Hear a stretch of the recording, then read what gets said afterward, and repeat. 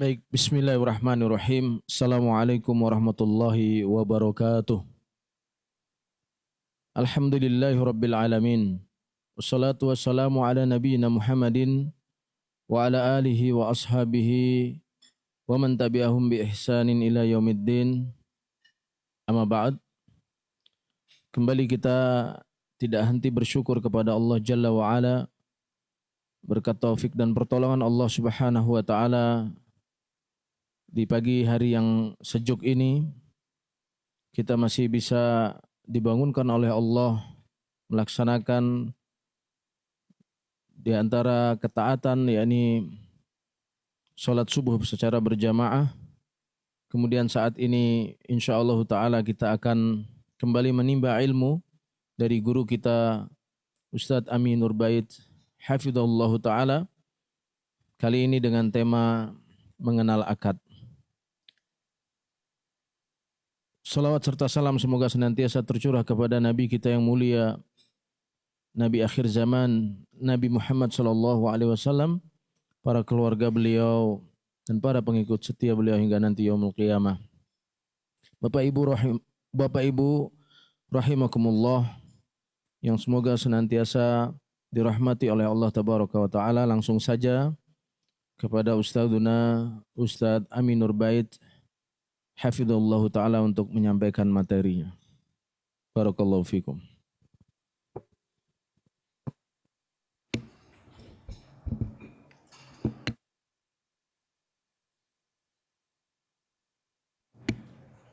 Bismillah, subhanallah.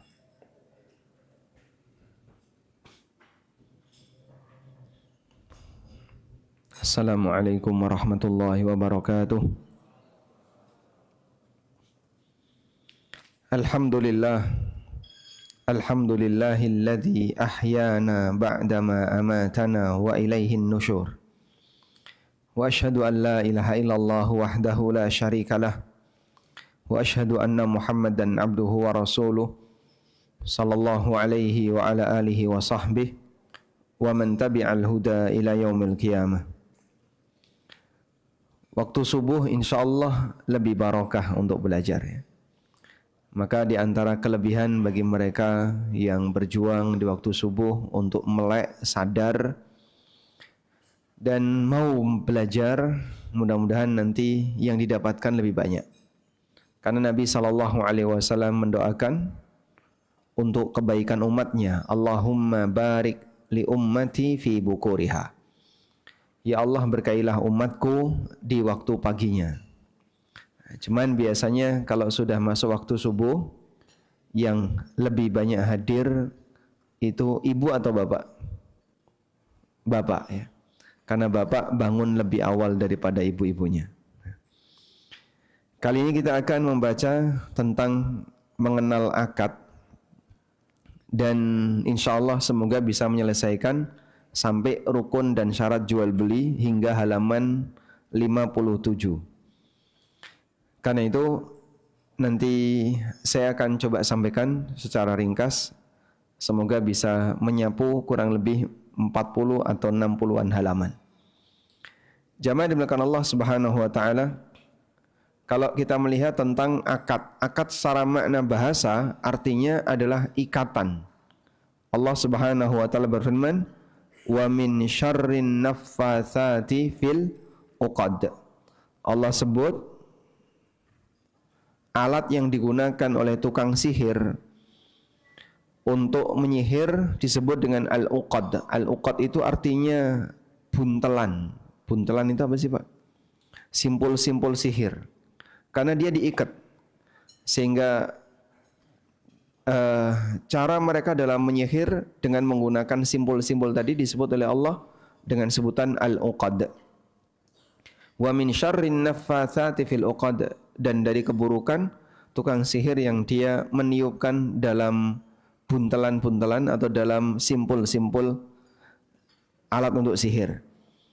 Selanjutnya, akad secara makna istilah artinya adalah ikatan yang disepakati oleh beberapa pihak untuk tujuan tertentu sesuai yang mereka kehendaki. Dan akad bentuknya beragam. Dilihat dari macam-macam akad. Di sana ada akad dilihat dari pengaruhnya dan konsekuensinya. Dibagi menjadi dua. Dilihat dari pengaruhnya, maka akad bisa kita bagi menjadi dua. Pertama, ada akad yang sah. Pengertian dari akad yang sah adalah akad yang pengaruhnya berlaku. Akad yang pengaruhnya berlaku. Konsekuensinya berlaku. Dan masing-masing akad itu punya konsekuensi. Ada akad, ada konsekuensi akad. Setiap akad ada konsekuensi akad. Jadi misalnya akad jual beli. Apa konsekuensi akad jual beli?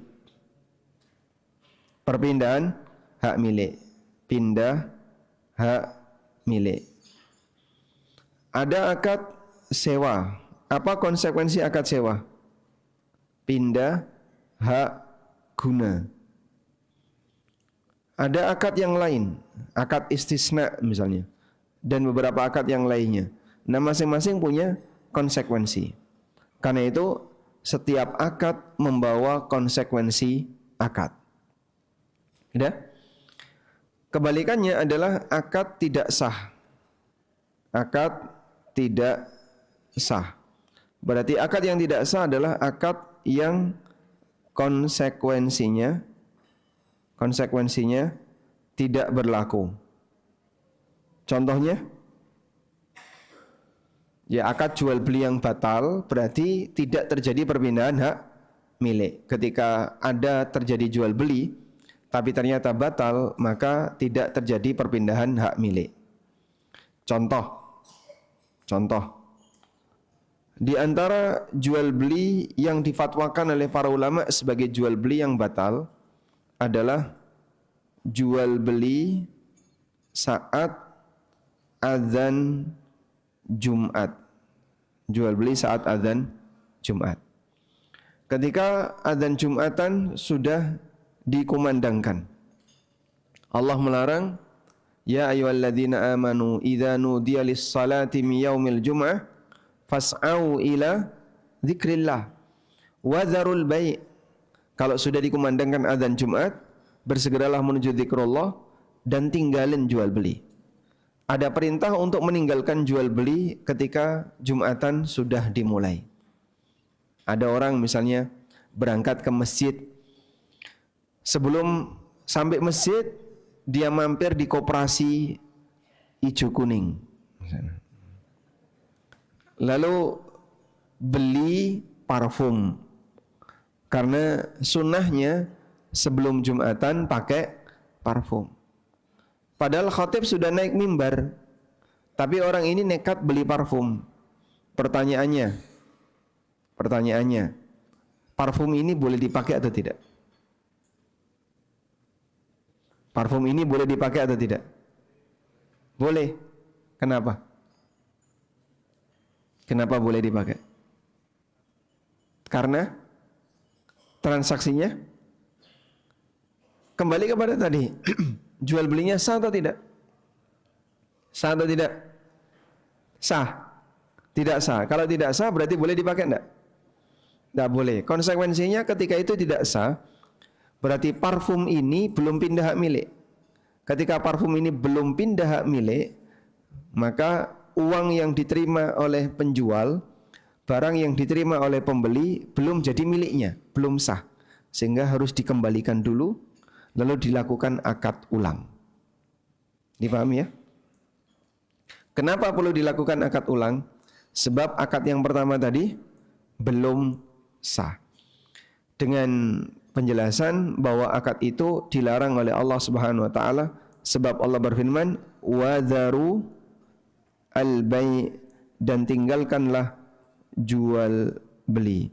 Ketika di situ ada perintah untuk meninggalkan, berarti praktek seperti ini tidak boleh dilakukan. Ketika tidak boleh dilakukan, adanya larangan menunjukkan kalau itu statusnya batal.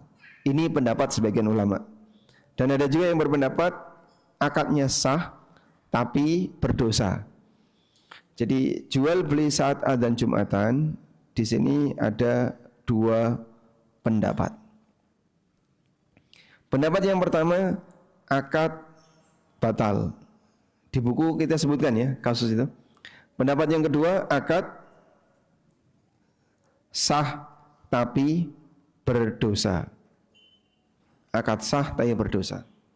Karena akadnya sah tapi berdosa, maka pindah hak milik. Masalah dosa yaitu tanggung jawab pribadi. Tapi kalau akadnya batal, berarti belum pindah hak milik. Baik.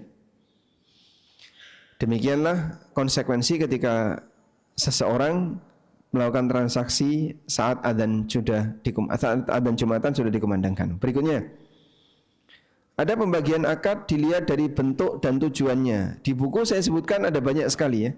Sekarang kita coba menuju halaman 19. Mengenai macam-macam akad dilihat dari bentuk dan tujuannya. Kita menuju halaman 19. Biasanya ini muncul.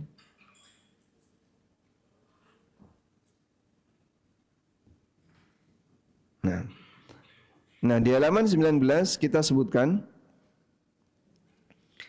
ada akad muawadhat, ada akad tabarruat, ada akad irfaq, ada akad tausiqat, ada akad syarakah.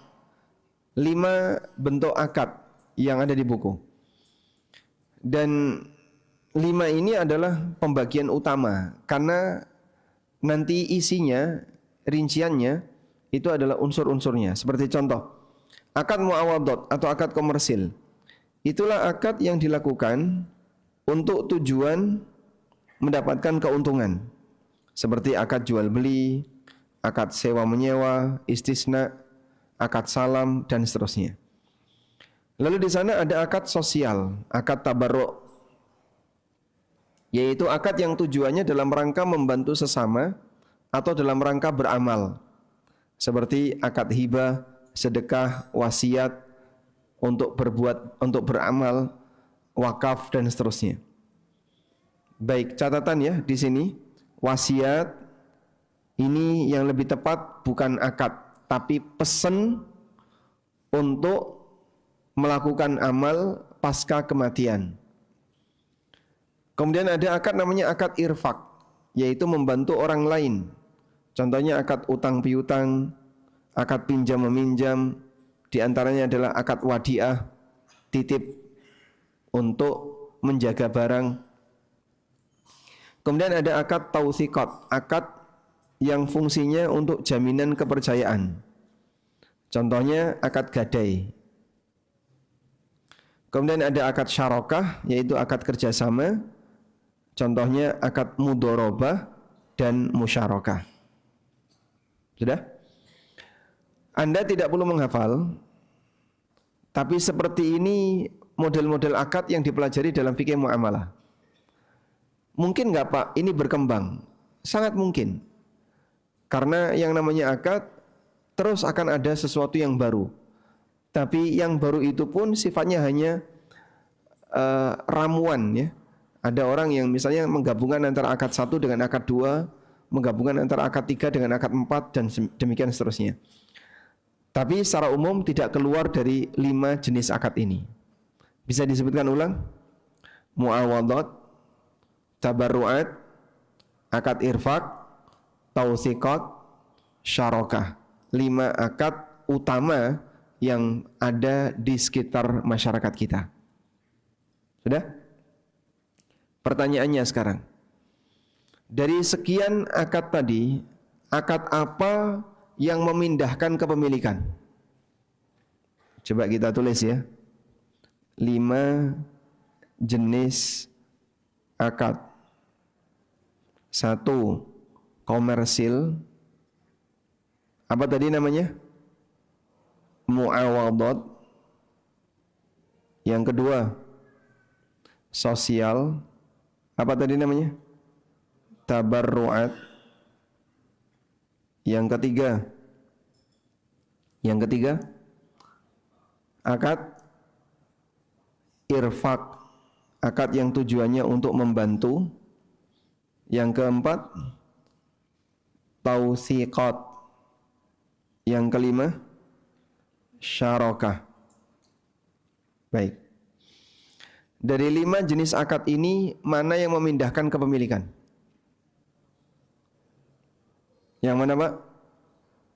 Muawadhat, kemudian tabarru'at, lalu irfaq memindahkan kepemilikan enggak? Tidak. Jadi yang memindahkan kepemilikan akad komersil, akad sosial. Dari sekian akad ini, mana yang boleh dilakukan tanpa saling ridho? Tanpa saling ridho. Akad sosial. Karena akad sosial itu searah. Searah dalam arti tidak harus menunggu keridhaan lawan akad. Anda misalnya ngasih hibah atau hadiah ke orang lain tanpa memberitahu, boleh atau tidak? Boleh. Itu yang dimaksud dengan akad tabarruat atau akad sosial. Sehingga dia tidak harus saling ridho karena sifatnya searah. Sehingga dari sekian akad ini orang harus saling ridho, kecuali akad syarakah. Ini boleh dilakukan tanpa saling ridho. Karena itu, Pak, contoh sekarang ya. Muamalah dengan anak kecil. Muamalah dengan anak kecil.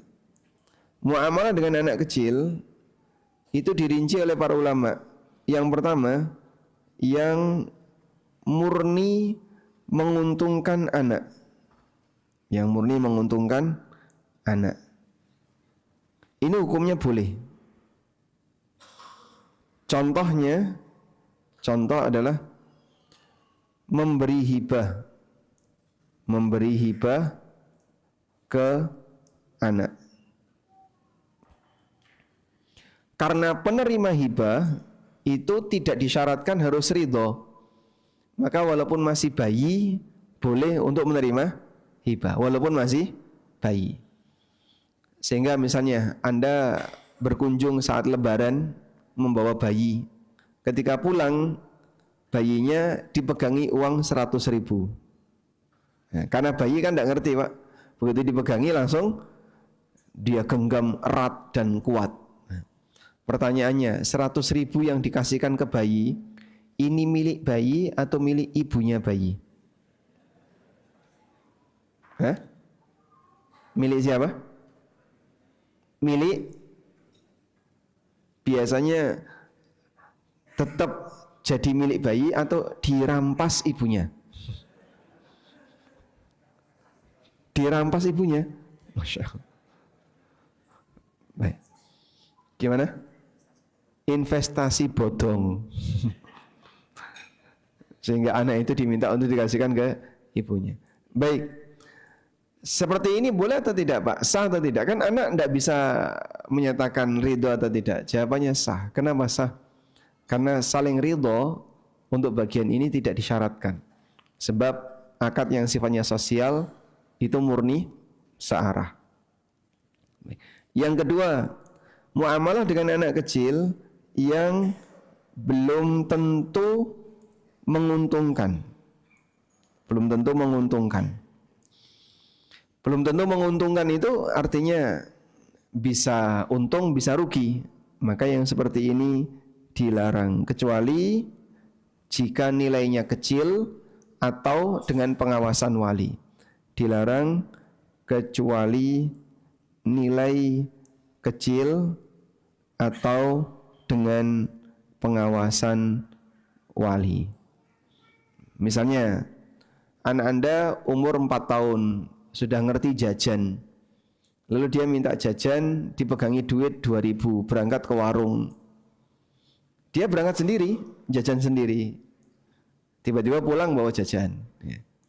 Boleh atau tidak itu? Boleh atau tidak? Dia nggak ngerti duit ini duit berapa. Ngertinya pokoknya sama ibunya dikasih 2.000, nanti sampai warung entah dapat apa ya terserah dia. Kalau nggak dapat sama ibu warung ya nggak dikasih. Boleh atau tidak? Boleh. Yang penting nilainya kecil. Baik, kita lanjutkan. Ada namanya akad tausiqat. Bapak lihat ini, akad tausiqat, jaminan kepercayaan. Akad tausiqat ini akad yang tidak bisa berdiri sendiri. Sehingga dia hanya akan ada jika ada akad yang lain. Akad tausiqat hanya ada jika ada akad yang lain. Sehingga akad tausiqat ini sifatnya akad nebeng. Sebagai contoh Pak, yang namanya gadai ya. Gadai itu adanya ketika kapan Pak? Saat ada akad utang piutang. Sehingga tiba-tiba Anda datang ke tempat orang lain, tolong serahkan HP-mu. Loh kenapa? Sebagai gadai. Loh, kita ngapain kok gadai? Ketika tidak ada akad apapun, maka akad gadai itu pada asalnya enggak ada. Sehingga akad seperti ini baru ada karena dia ada akad yang lain. Misalnya tadi ya, jual beli plus gadai. Boleh atau tidak? Boleh. Contohnya jual beli kredit.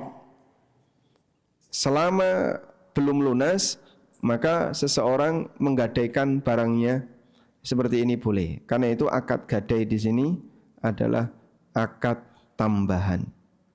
Dan dia hanya akan ada ketika ada akad yang lain. Karena tidak bisa berdiri sendiri. Karena itu kalau ada istilah menggabungkan dua akad dalam satu akad, hukumnya dilarang, tidak berlaku dalam akad gadai. Karena akad gadai itu pasti dia bergabung dengan akad yang lain. Kita lanjutkan. Kemudian di sana ada akad dilihat dari keterikatannya. Dilihat dari keterikatannya ada namanya akad lazim dan ada namanya akad jaiz. Akad lazim adalah akad yang mengikat kedua belah pihak. Dilihat dari keterikatan. Ada akad lazim. Yang kedua akad apa? Jaiz. Yang ini apa ini? Mengikat pihak yang berakad. Kalau akad jaiz, kebalikannya tidak mengikat pihak yang berakad. Sudah? Selanjutnya, dalam akad lazim, karena dia mengikat semua pihak yang berakad, maka tidak bisa dibatalkan sepihak. Tidak bisa dibatalkan sepihak. Membatalkan sepihak, akad lazim ya tidak boleh. Sudah? Contoh, ini contoh ya. Saya pinjam mobil ke Bapak. Pak, mobilnya nganggur nggak Pak? Nganggur. Boleh nggak saya pinjam sepekan? Bawa aja Mas. Saya bawa mobil itu. Ya? Ternyata urusan saya selesai dalam waktu 2 hari. Lalu saya kembalikan mobil itu ke Bapak. Pak, saya sudah selesai, mobilnya saya kembalikan. Nah, terus Anda bilang, tidak bisa Mas. Kemarin kan akadnya 1 pekan. Maka silakan pakai dulu sampai 1 pekan. Salah atau benar? Salah atau benar? Salah. Kenapa? Karena pinjam itu akadnya jaiz. Maka dibatalkan kapanpun sepihak boleh. Baik dari yang minjem maupun yang meminjamkan. Kasus yang kedua. Saya sewa mobil dari rental. Akadnya selama sepekan. Kemudian setelah 3 hari pemakaian, aktivitas saya selesai, urusan saya selesai. Saya merasa masih ada 4 hari sisa, tak kembalikan ke rental. Kemudian rental bilang, oh enggak bisa Mas. Kita sewanya kemarin akadnya sepekan. Dan barang yang sudah disewa tidak dapat dikembalikan. Alhamdulillah, saya dapat mobil. Baik, dia tidak mau mengembalikan atau tidak mau menerima pengembalian sewa. Boleh atau tidak? Boleh? Boleh, karena apa? Akadnya lazim. Paham Pak ya? Itulah perbedaan antara akad lazim dan jaiz. Sehingga Pak, kalau ada kwitansi bertuliskan barang yang sudah dibeli tidak dapat dikembalikan, itu boleh atau tidak? Barang yang sudah dibeli tidak bisa dikembalikan atau ditukar, itu boleh atau tidak? Boleh? Ya memang seperti itu. Kalau barang yang sudah dibeli boleh bebas dikembalikan, ya rusak kehidupan ini. Maka yang sudah dibeli ya nggak bisa dikembalikan atau ditukar dengan barang yang lain, kecuali jika dia ada kesepakatan. Nah, kalau ada kesepakatan nanti jatuhnya khiyar syarat. Ya, jadi misalnya Bapak beli barang, tak bawa dulu ya, nanti 3 hari kalau saya cocok ya tak beli, kalau enggak tak kembalikan. Itu boleh. Tapi di sini harus ada kesepakatan di awal. Namanya apa tadi? Khiyar syarat. Karena hukum asal dari jual beli adalah akad lazim. Jelas insyaallah? Nah, kita lanjutkan sekarang. Berikutnya kita akan masuk ke akad jual beli. Nah, setelah kita membahas tentang pembagian akad yang tadi kita sebutkan ada 3 ya. Dilihat dari apa Pak yang pertama? Dilihat dari konsekuensinya, ada akad sah dan tidak sah. Yang kedua, dilihat dari macam-macamnya dan tujuannya, ada 5 tadi ya. Yang ketiga, dilihat dari ikatannya, ada akad lazim dan ada akad jaiz. Baik, kemudian kita akan masuk ke akad jual beli. Akad jual beli salah satu di antara bentuk akad. Karena itu akad jual beli kita bahas yang pertama sebab dia yang paling sering dilakukan oleh masyarakat. Yang paling sering dilakukan oleh masyarakat. Sudah? Kita akan bahas tentang rukun dan syarat jual beli. Langsung bahas rukun dan syarat jual beli. Atau sebelumnya pembagian dulu ya, pembagian dulu. Pembagian akad jual beli. Bapak perhatikan berikut ini. Pembagian jual beli. Yang pertama, dilihat dari alat tukarnya. Jual beli bisa kita bagi menjadi 3. Pertama adalah uang dengan barang. Dan ini akad yang paling sering Anda lakukan. Terjadi transaksi jual beli, tukar menukar uang dengan barang. Yang kedua, barang dengan barang yang disebut dengan bai' muqayyadhah. Bai' muqayyadhah, jual beli barter. Apa ini Pak? Barter. Yang ketiga, tukar menukar uang dengan uang yang disebut dengan as-sarf. Sehingga jual beli ada yang bentuknya barang dengan barang, uang dengan uang, dan seterusnya. Baik, Bapak lihat ini. Jual beli kucing. Boleh atau tidak? Boleh atau tidak? Anggaplah Anda mengambil pendapat dilarang. Sudah? Baik. Lalu ada orang yang ingin mengadopsi kucing. Pak, kucing Bapak boleh nggak saya adopsi? Boleh Mas. Tapi syaratnya ditukar ini aja. Nggak usah dibeli, gantiin aja pakannya. Boleh atau tidak? Bapak nggak usah beli kucing saya, bawa aja.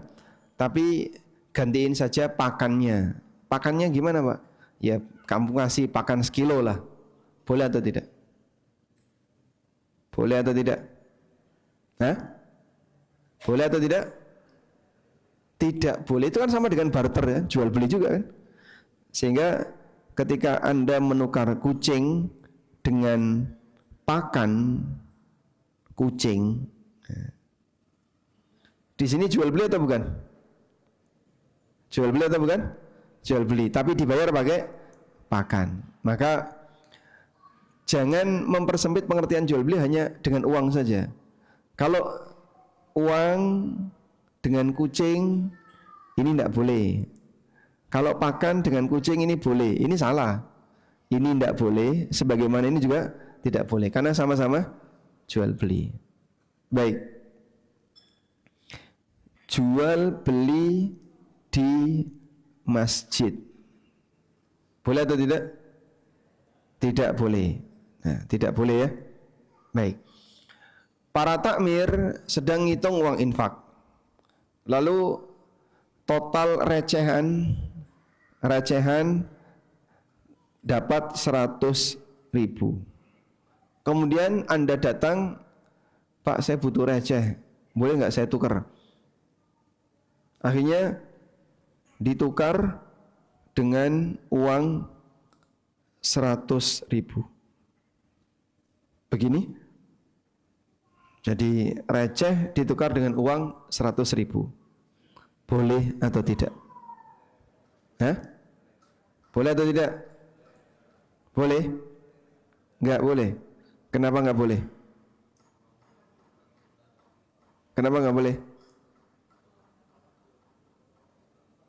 Karena di masjid. Ketika ini di masjid boleh enggak?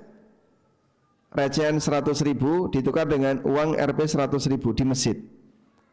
Boleh? Ini namanya apa tadi?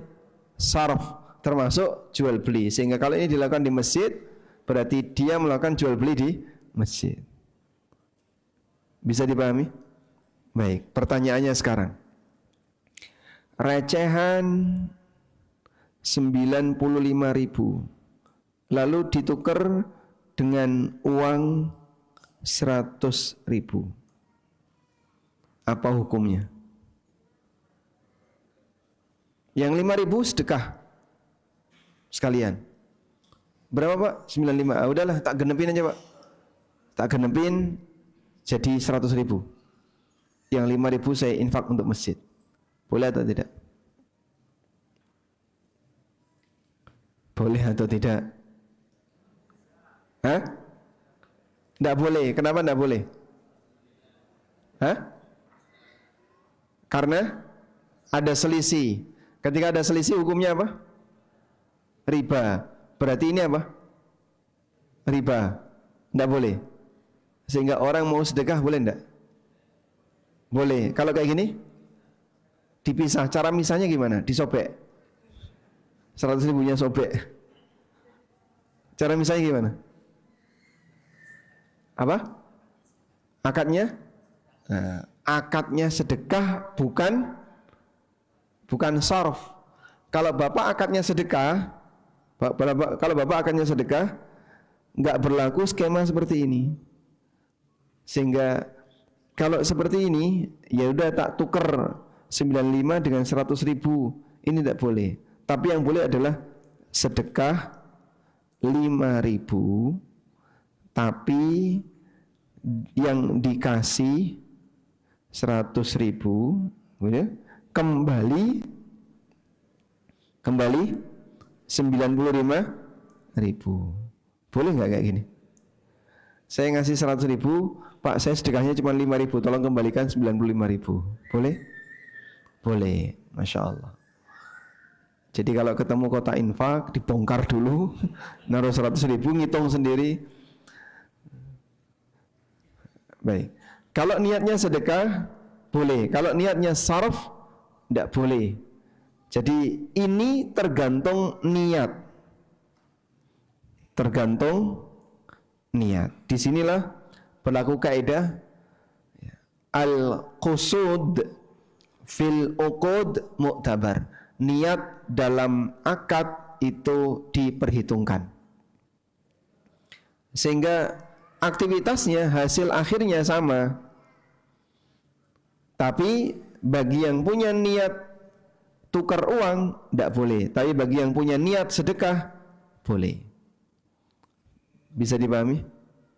Baik, sehingga niat dalam akad itu menentukan hukum. Ada kaidah al-qusud fil uqud mu'tabar. Al-qusud fil uqud mu'tabar. Niat dalam akad itu diperhitungkan.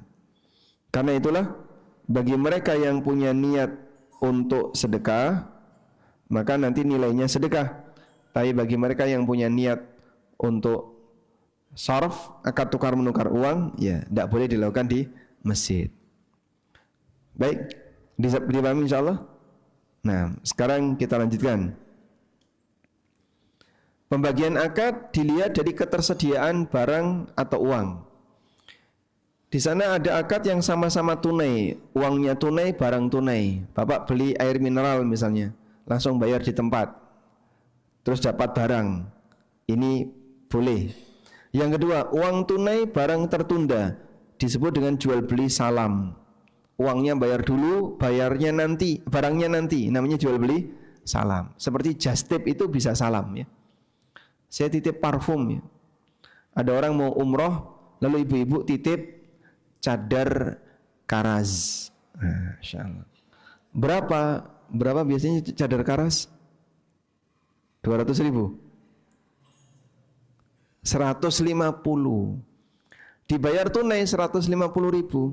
Lalu nanti sampai sana dibelikan cadar karas. Terus nanti dibawa pulang. Barangnya menyusul. Nah, uang tunai di depan, barang menyusul. Ini namanya apa? Namanya jual beli salam. Yang kedua, yang berikutnya, ketiga, uang tertunda, barang tunai. Ini disebut dengan jual beli kredit, baik bit taksid. Jual beli kredit. Yang keempat, uang tertunda, barang tertunda. Uangnya tidak ada, tidak tunai, barangnya belum dimiliki oleh penjual. Ini disebut dengan kalik bil kalik. Sudah? Dari 4 jenis transaksi ini, 1, 2, 3, ulama sepakat hukumnya boleh. Ulama sepakat hukumnya boleh. Yang terakhir, yang keempat, ulama sepakat dilarang. Jual beli kalik bil kalik, ini hukumnya apa? Dilarang. Baik. Yang mulai ngantuk, ya. Coba ngantuk dulu. Kita lanjutkan. Jual beli kalik bil kalik.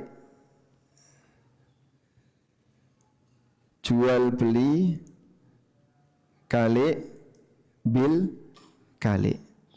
Ini syaratnya ada 4. Ada 4 syarat. Apa saja itu?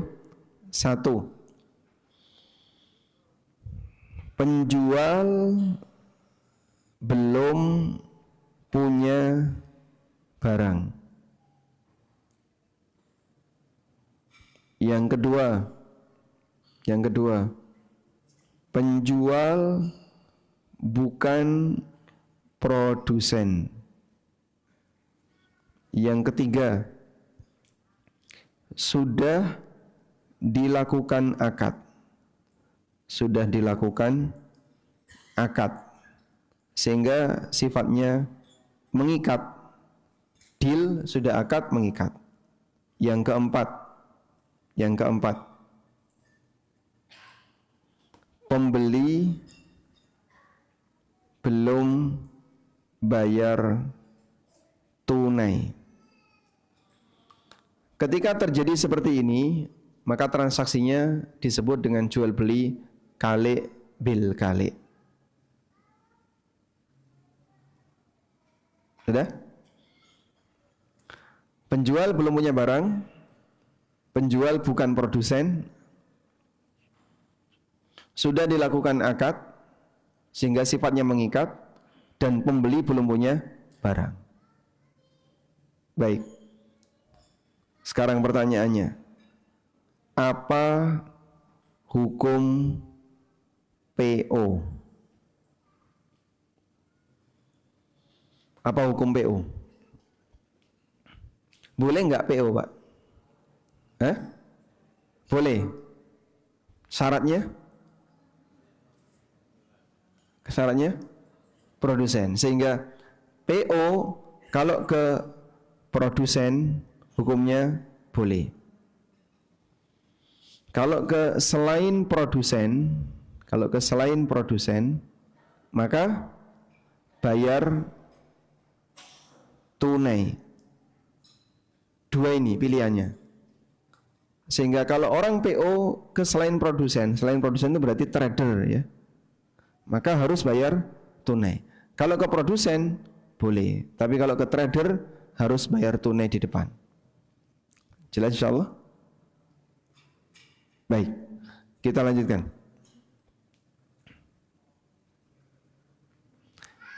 Jual beli dilihat dari cara menentukan harga. Di sana ada namanya jual beli musawamah. Bentuk jual beli musawamah adalah penjual tidak menyebutkan harga modal. Penjual tidak menyebutkan harga modal, tapi dia langsung tetapkan harga jual. Misalnya Bapak beli sesuatu, berapa? 50.000, langsung Anda bayar. Maka dalam posisi ini penjual tidak menentukan harga, tidak cerita harga modalnya berapa. Ini namanya apa? Jual beli musawamah. Yang kedua, jual beli amanah. Penjual menyebutkan harga modal. Kemarin saya beli ini 3 juta. Kalau kamu mau gantiin saja jadi 5 juta. Ini namanya jual beli amanah. Jual beli amanah ada 3. Murabahah, wadi'ah, tauliyah. Murabahah itu penjual minta keuntungan. Kemarin saya beli 3 juta. Kalau kamu mau ya gantiin aja 3,5 juta. Ya sudah aku mau. Nah, transaksi itu namanya murabahah. Baik tunai maupun kredit. Sehingga sebenarnya mungkin Anda sudah sering melakukan praktek murabahah itu, tapi tidak tahu namanya. Boleh atau tidak, Pak? Boleh. Karena bukan syarat akad itu harus tahu namanya. Udah sering Pak kayak gitu, Pak. Ini saya kemarin beli 3 juta. Kalau kamu mau ya gantiin aja 3,5. Murabahah seperti ini mungkin Anda sudah sering melakukannya. Walaupun tidak tahu namanya, status akadnya sah. Kalau wadi'ah dijual dengan harga yang lebih murah, kalau tauliyah dijual dengan harga yang sama. Kemarin saya beli 2 juta, gantiin aja 2 juta. Itu namanya tauliyah. Dan semua akad ini hukumnya boleh. Pertanyaannya, mana yang lebih afdol? Murabahah, amanah, ataukah musawamah? Musawamah ataukah amanah? Menyebutkan harga kula atau tidak menyebut harga kula? Yang lebih afdol tidak menyebutkan harga kula. Karena menjaga perasaan. Misalnya Anda jual barang ya, berapa ini? 5 juta. Modalmu berapa? 500.000. Nah, itu bikin orang sakit hati ya. Maka lebih baik Anda jangan cerita untuk menjaga perasaan konsumen. Wallahu alam. Berikutnya kita langsung masuk ke rukun dan syarat jual beli. Baik, sampai di sini ada yang mau disampaikan dulu? Ada? Nah, silakan Pak. Mikrofon boleh beredar.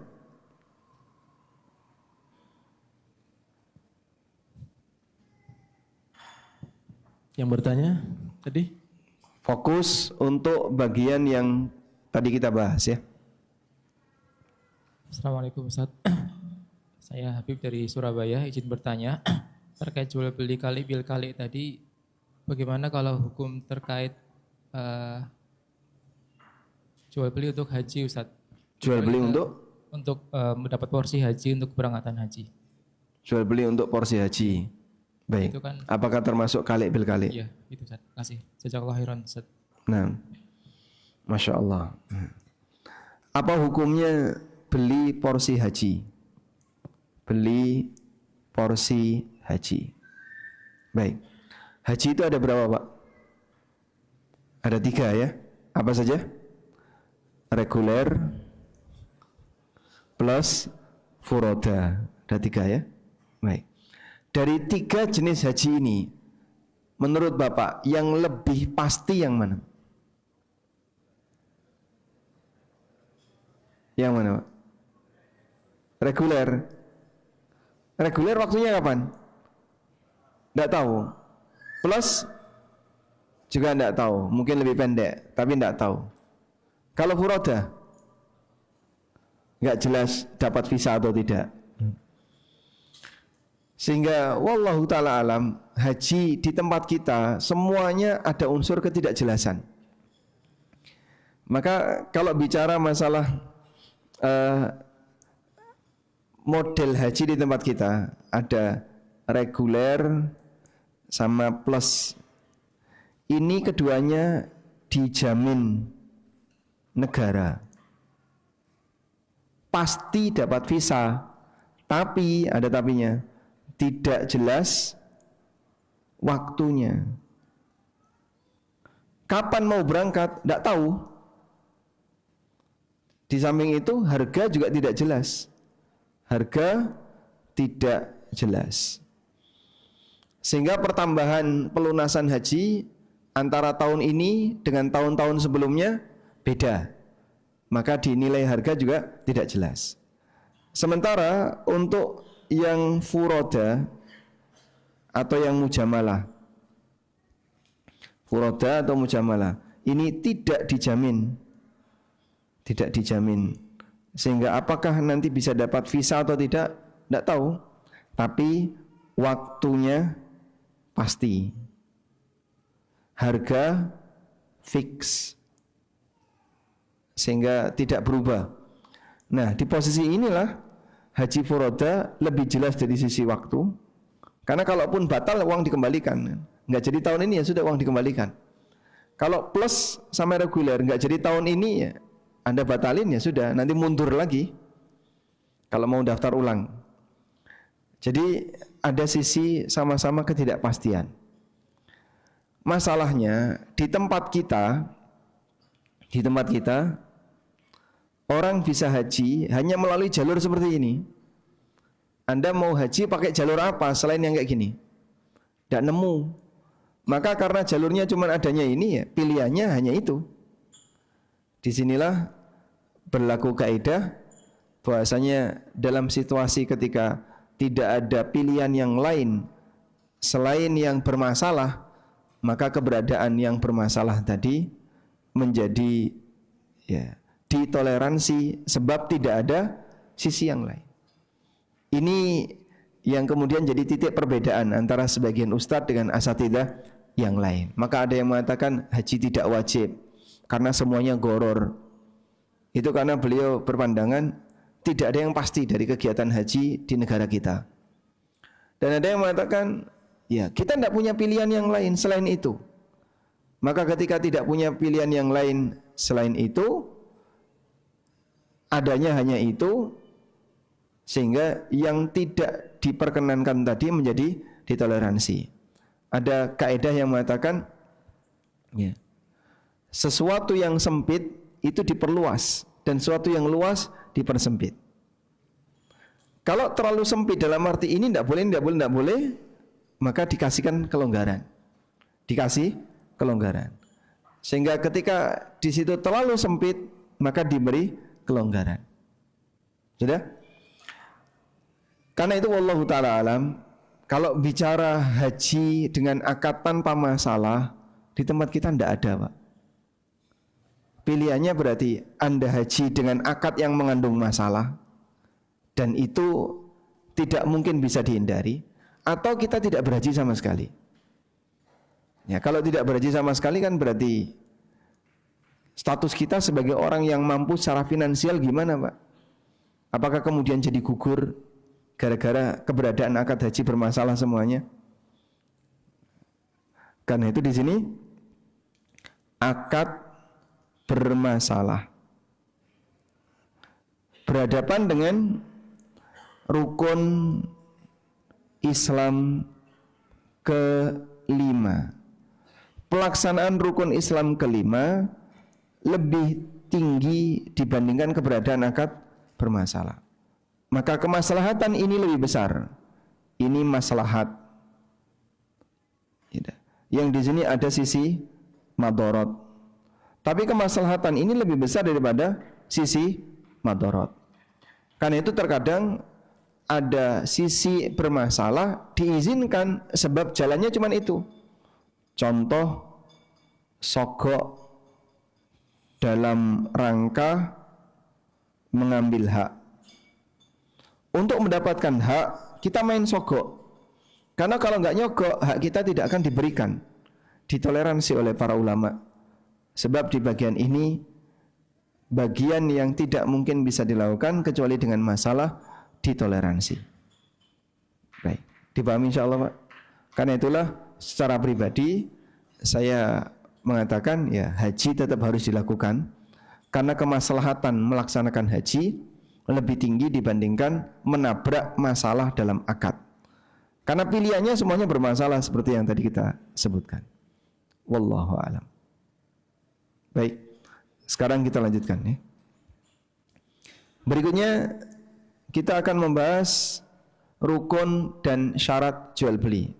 Saya akan bahas secara ringkas, insya Allah mudah-mudahan memahamkan. Fokus saja di depan ya. Mungkin bukunya dibaca nanti. Rukun dan syarat jual beli. Rukun jual beli atau rukun akad sama dengan unsur yang harus ada saat akad. Rukun akad adalah unsur yang harus ada saat akad. Baik, saya mau tanya, coba Mas, pilihkan salah satu di antara peserta, misalnya. Boleh siapapun. 3, 2, 1, dapat. Nah, insya Allah. Bapak ya, sudah menikah Pak? Alhamdulillah sudah. Berapa kali? Harus Tidak boleh. Pertanyaan yang, atau mikrofon yang lain boleh dibawa ke belakang, insya Allah. Nah, pertanyaannya, sebutkan rukun akad nikah.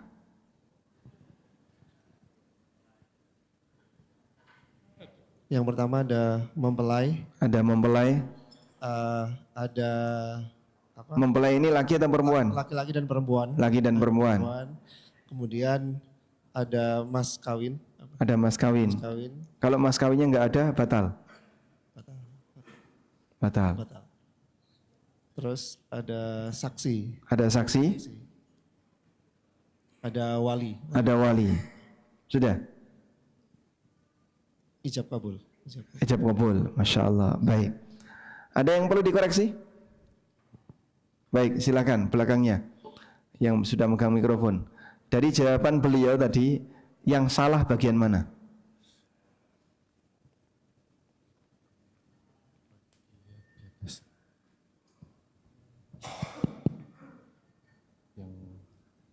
Sudah nikah?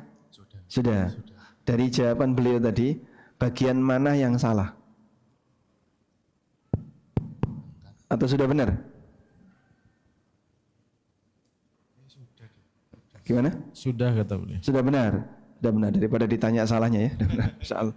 Baik, carikan yang lain. Insyaallah. Nah, baik. Dari jawaban beliau, ada nggak bagian yang salah? Sudah benar. Sudah benar juga.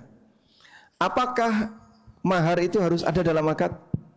Tidak. Makanya ada istilah mahar terutang. Sehingga saat akad tidak nyebut mahar dan tidak menghadirkan mahar, hukumnya boleh. Berarti mahar itu rukun atau bukan? Bukan. Karena dia bukan unsur yang harus ada saat akad. Dipahami ya? Tapi wajib ada. Maka status mahar itu wajib, kewajiban dalam akad nikah, tapi bukan rukun akad nikah. Baik, tunjuk lagi Mas. Apa bedanya antara rukun sholat dan wajib sholat?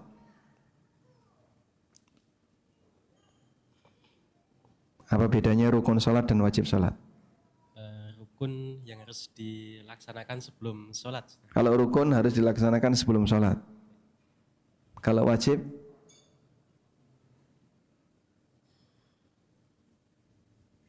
Baik, diganti yang lain. Ganti yang lain. Apa bedanya rukun sholat dan syarat sholat? Kalau rukun sholat, kalau tidak dilaksanakan, sholatnya tidak sah. Kalau Syarat? syarat atau wajib, kalau dilanggar, berdosa Ustaz. Kalau dilanggar berdosa. Sholatnya sah. Sholatnya sah insya Allah. Sebutkan contoh syarat sholat.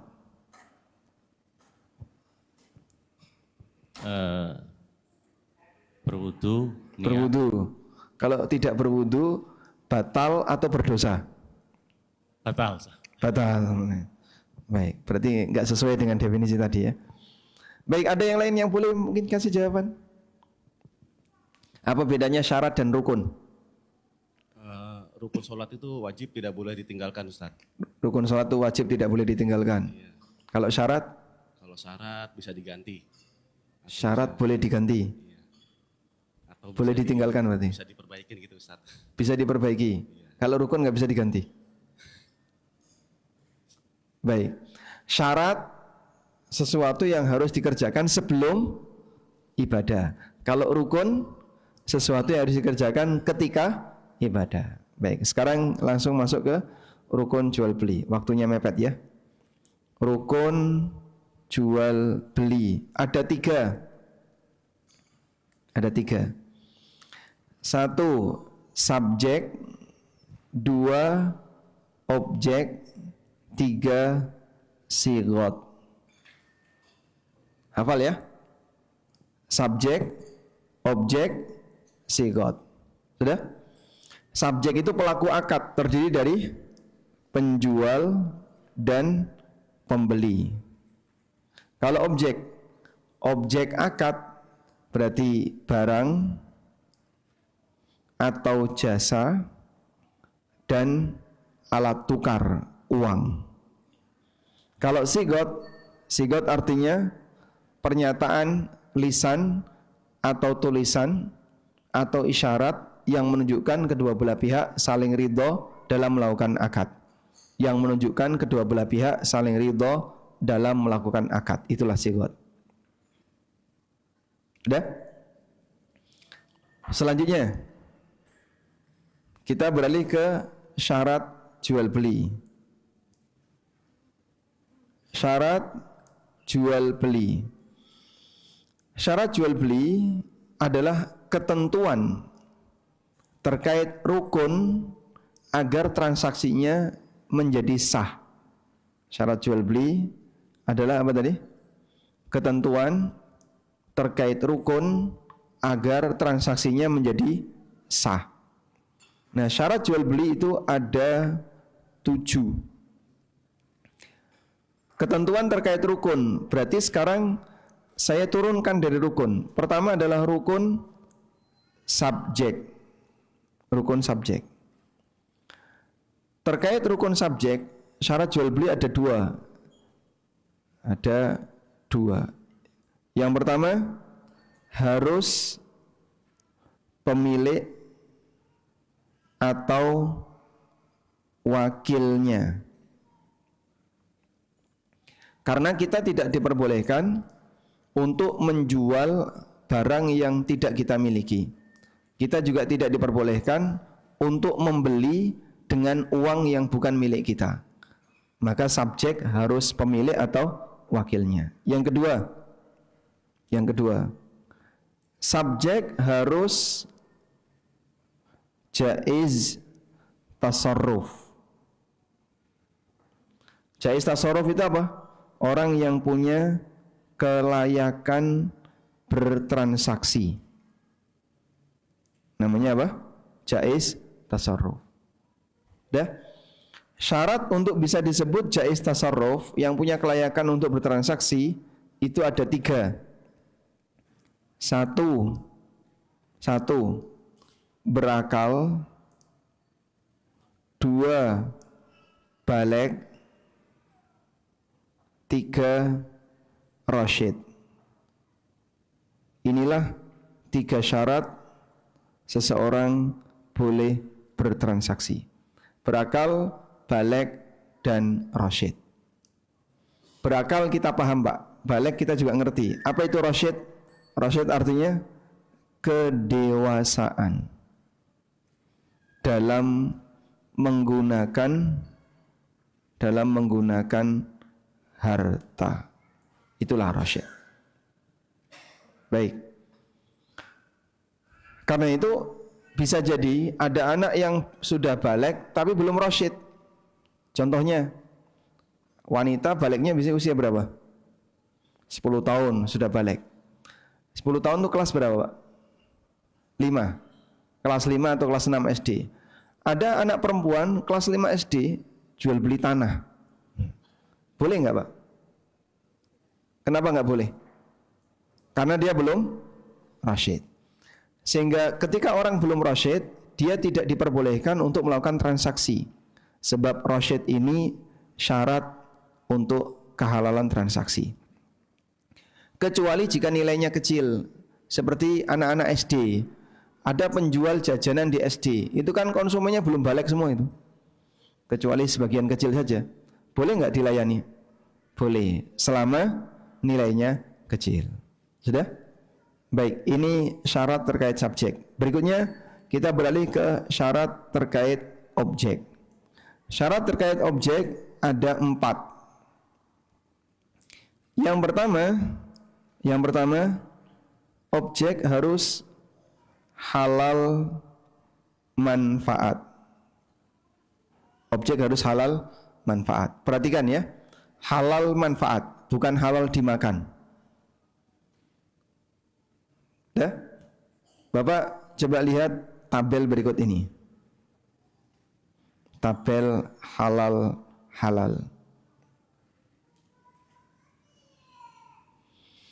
Di sana ada jenis barang, kemudian di sini ada dimakan, dijual, dimanfaatkan. Nah, sudah? Barang jenis 1. Barang jenis 1 ya. Boleh dimakan, tidak boleh dijual, boleh dimanfaatkan. Contohnya apa? Contohnya apa? Sebutkan contoh barang yang boleh dimakan, tidak boleh dijual, boleh dimanfaatkan. Hasil kurban. Bagi sahibul kurban, dia boleh makan, dia boleh memanfaatkan, tapi dia tidak boleh jual. Contoh yang lain, fadolatul insan, semua yang keluar dari manusia. Semua yang keluar dari manusia, contohnya ASI, darah, itu boleh ditransfusi ke orang lain, didonorkan, tapi tidak boleh dijual. Jual darah hukumnya ya berdosa. Jual ginjal dosa. Ada orang jual paru, dosa. Kornea dijual, tidak boleh. Kalau dia mau menghibahkan silahkan, tapi kalau menjual dilarang. Barang jenis 2. Tidak boleh dimakan, boleh dijual, boleh dimanfaatkan. Contohnya,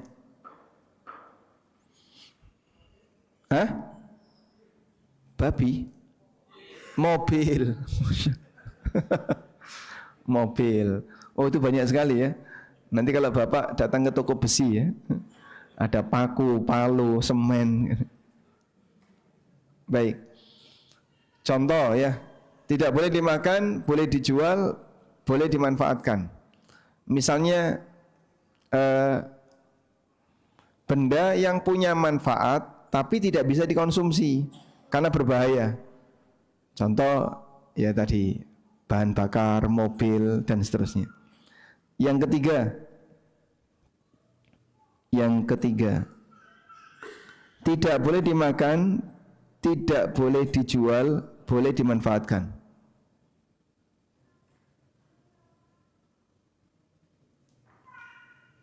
Contohnya apa? Kucing, anjing. Anjing boleh nggak dimanfaatkan? Boleh. Untuk apa? Untuk menjaga, apalagi berburu, itu boleh ya. Baik. Benda keempat, tidak boleh dimakan, tidak boleh dijual, tidak boleh dimanfaatkan. Contohnya khamr. Nah, untuk jenis yang keempat seperti ini, pilihannya cuma 1, buang. Makanya saat khamr diharamkan, Rasulullah SAW perintahkan buang. Contoh yang lain, bangkai. Bangkai itu dibuang. Pak dimanfaatkan untuk pupuk boleh Mbak? Boleh ya, tapi sifatnya hanya untuk pupuk. Tapi diperjualbelikan tidak boleh. Baik, bisa dipahami ya? Sekarang kita kembali lagi. Mau difoto? Nah, contohnya nggak ada, contohnya tadi Anda tulis sendiri ya. Berikutnya, kembali ke sini. Jadi halal manfaat untuk syarat yang pertama. Syarat yang kedua, jelas keberadaan. Sehingga tidak boleh goror. Kalau nggak jelas keberadaannya, maka nanti jadinya goror. Contohnya jual beli peluang. Jual beli peluang ini dilarang karena peluang itu sifatnya masih goror. Contohnya apa sih Pak? Contoh ya. Saya punya 100 kapling. Lalu Anda berminat untuk turut memasarkan. Pak, saya mau daftar jadi broker, boleh nggak kaplingan Bapak saya pasarkan? Boleh. Tapi syaratnya kamu harus bayar dulu 50 juta. Ya. Bayar 50 juta, silakan nanti pasarkan selama setahun. Nah, kemudian dia pasarkan selama setahun. Ada dua kemungkinan. Banyak yang laku, nanti dia dapat banyak persenan. Ada yang nggak laku. Kalau nggak laku, 50 juta hilang. Maka 50 juta tadi jadinya apa? 50 juta ini jadinya ditukar dengan peluang pasar. Nah, disinilah kenapa MLM itu bermasalah. MLM bermasalah karena ada goror. Sisi gorornya gimana? Member bayar. Lalu nanti bisa mendapatkan peluang fee get member. Member dibayar atau member membayar senilai tertentu dan nanti dia bisa mendapatkan peluang fee karena berhasil mendapatkan member yang lain. Kalau dia jadi member suruh bayar, ternyata dia nggak dapat member yang lain, rugi. Karena transaksinya adalah dia bayar peluang pasar. Makanya MLM itu bermasalah sebab dia bayar untuk membeli peluang pasar. Ya? Bisa dipahami insyaallah? Nah, maka transaksi ini goror. Yang ketiga, jual beli harus jelas kriteria. Jelas kriteria agar tidak terjadi jahalah, ketidakjelasan. Jahalah itu barangnya ada tapi nggak jelas kriteria. Contohnya jual beli kucing dalam karung. Isinya kucing tapi dalam karung sehingga nggak tahu ini kucing beneran atau kucing apa, nggak tahu. Maka yang kayak gini masuk kategori jual beli jahalah. Hukumnya nggak boleh. Sehingga jual beli janin yang ada dalam rahim induknya boleh atau tidak? Tidak boleh. Kenapa? Kriterianya nggak jelas. Yang keempat, jelas harga. Apa hukum jual beli dengan harga seikhlasnya? Harga seikhlasnya. Boleh atau tidak? Ada dua kondisi, ada dua keadaan. Pertama, jika niatnya untuk sosial, hukumnya boleh. Karena niatnya sosial. Tapi kalau jika niatnya untuk komersil, hukumnya dilarang.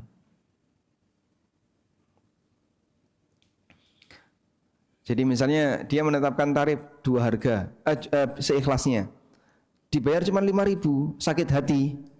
Berarti tujuan dia komersil. Makanya saat dibayar sedikit dia sakit hati. Tapi kalau dia dibayar berapapun dia terima, boleh. Baik, 5 menit lagi.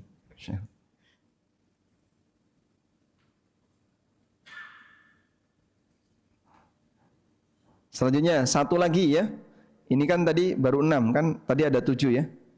Syarat jual beli yang ketujuh adalah berkaitan dengan apa Pak? Bapak lihat tadi kan?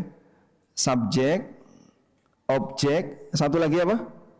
Sigot. Nah, syarat jual beli terkait sigot itu ada satu. Apa itu? Saling ridho. Ya? Jual beli harus saling ridho. Sehingga dalam sigot jual beli harus dilakukan dengan saling ridho. Walhamdulillah. Baik, rukun jual beli ada berapa? 3. Subjek, objek, sigot. Syarat jual beli ada 7. Ada 7 ini, 2 terkait subjek, 4 terkait objek, 1 terkait sigot. Yang terkait subjek ada berapa? 2. Sebutkan. Pemilik atau wakilnya. Yang kedua, dia memenuhi ketentuan jaiz tasarruf. Yang terkait objek ada 4. Apa saja? Halal manfaat, jelas keberadaan, jelas kriteria, jelas harga. Yang terkait sigot harus saling ridha. Alhamdulillah selesai. Walhamdulillahirabbil alamin. Kita sampai jam berapa? Sebenarnya udah sampai jam 6 tadi. Sampai jam 6, Masya Allah. Tadi karena telat 15 menit, sekarang lebih 28 menit. 28 menit. Mau digenapin sampai jam 6.30? 2 menit lagi udah. 2 menit lagi. 2 menit lagi. Kapan seseorang bisa disebut ridho?